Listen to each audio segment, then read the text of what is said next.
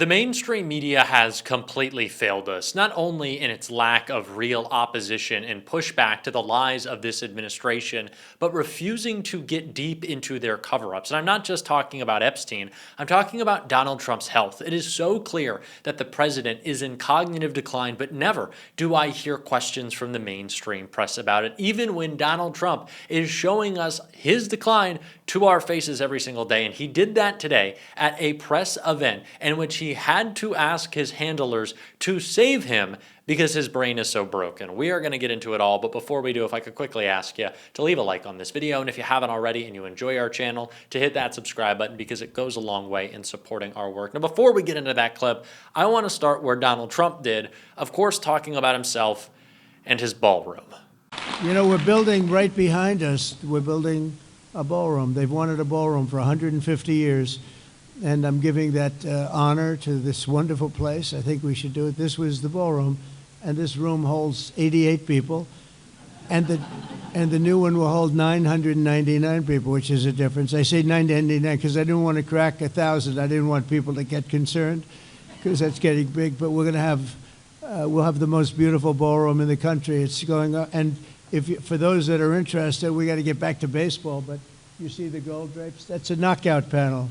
We knock it in, you go, that comes out, and then you have essentially glass and exactly in the decor of the White House. I didn't know I'd be standing here right now because right on the other side, you have a lot of construction going on. Now, I don't know if you've seen the photos, and I really just don't even want to show them because they're so disappointing, but it's also just such a perfect metaphor of the Trump presidency. But today, the East Wing of the White House was being ripped apart so Donald Trump can build a big, gaudy ballroom that no one wants and no one needs. It is also a very scary sign of the permanent damage, of course, we know Donald Trump has done to our government. Now it's a physical manifestation, but it also signifies the way that Donald Trump has treated the White House in the past 9 months, and that's of something that he's not leaving. You don't really build yourself a giant ballroom if you plan on heading out the year after. And that's what really terrifies me. The changes that Donald Trump continues to make, the pressure he puts on Republicans to help make himself a king. The very thing that we were protesting against this week, that Republicans denied being the truth, only for Donald Trump to get on Truth Social and post AI slop videos of him with a crown on his head. So yeah, the ballroom isn't just a ballroom. It is a ballroom that shows that Donald Trump, of course, only serves the wealthy, the well-off, the well-connected, and wants to throw big events for himself to everyone, so everyone has to praise him. But it also shows that Donald Trump isn't really after history in a meaningful and impactful way, but he wants to change the way our government looks, that he wants to be remembered for that. It is why he is building an arch in the middle of Washington, because he wants monuments to himself that I don't think he expects to ever get away from. And that's very scary, especially as Donald Trump continues to talk about the other ways he's breaking our government, like our healthcare system. Biggest deductions ever taken, job producing deductions, $50 billion to rural hospitals. We took care of Medicaid, Medicare, we took care of everything. And we did something that people didn't know. We didn't know where we'd stand in a year or 2 years from now. So we put every single thing that we wanted in that bill for 4 years. So we don't need any more votes. We don't. All we want to do is have a vote of continuation. And it's the first time in history that a group has not voted for continuation. So they have what's called a Trump derangement problem. Have you heard about that problem? Because that's the only reason this could be possible. But I think we're doing very well. I think they're going to have no choice but to go along because the country is setting records in every way and people want it to continue that way. So we're hoping the Democrats become much less deranged and that we will get the vote pretty soon. And I hear they're starting to feel that way too. They're starting to feel like they really have to do what's right for the country, and they will. But I want to just... What has Donald Trump fixed or helped or changed for the better? What did he do with Medicare and Medicaid? He's ripping people off of their health care right now. Folks are about to see their premiums double and triple, and Donald Trump said, or he didn't really say much in that, did he? It was kind of just rambling nonsense. But again, that is what we've seen from Donald Trump. That is what the mainstream press has refused to call out. He is completely out of his mind. And I know when I say that, I often see comments like, Jack, he never had a mind to begin with. But this is serious decline.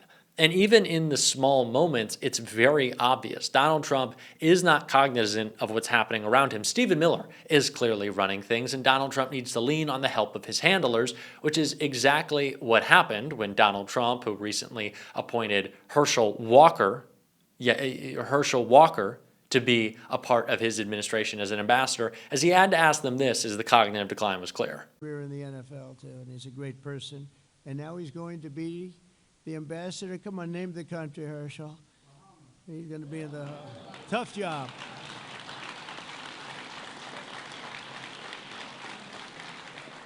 That's a tough job, right? We'd like to have that job a little bit. We're leaving tonight.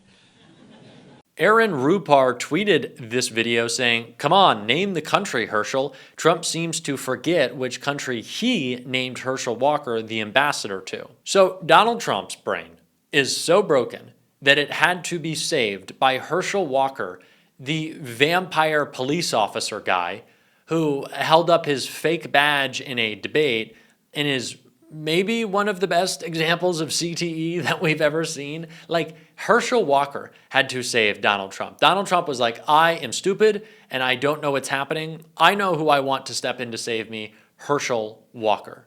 And again, this is why when I talk about who's really running the White House, you always have to point to these clips. You always have to point to the discussion around the government shutdown where Donald Trump is posting videos of Stephen Miller and Russ Vought, who are actually running things. Because what does he want to do? Donald Trump wants to build ballrooms. He wants to make the Oval Office ugly with all his gold. He wants to build arches. He wants to change the Rose Garden, make that shitty too. These are the things that Donald Trump is after, right? His focus is on himself, some perceived legacy, and changing the White House just enough so, again, he might not have to leave.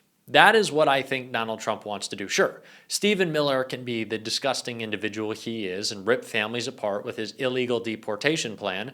That's what he wants to do. That's what he's after in his life. But what Donald Trump wants to do is serve Donald Trump and make sure Donald Trump is sticking around. And again, I don't think that's hyperbole. In the same way, I don't think it's hyperbole to say that Donald Trump needs to be saved by Herschel Walker because his brain is goop. It's pudding. And I think we should point that out.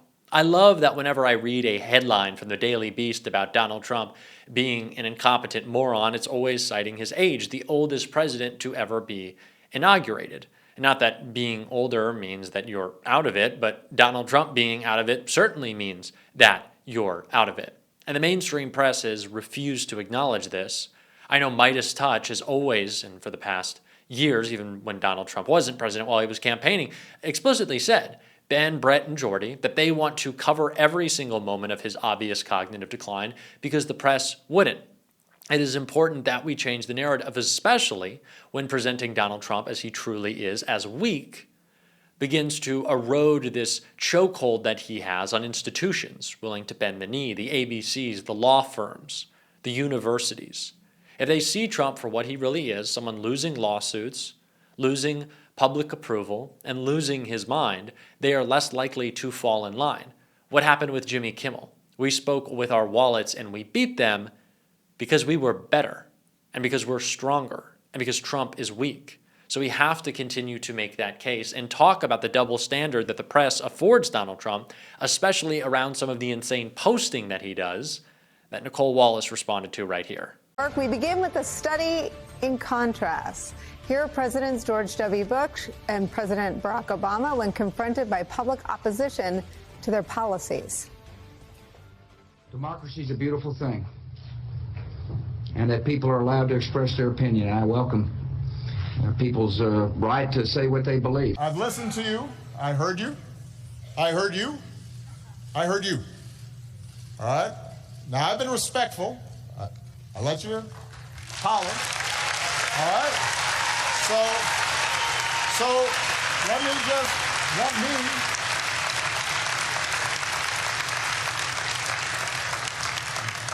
nobody's removing you. I've heard you, but you've got to listen to me too.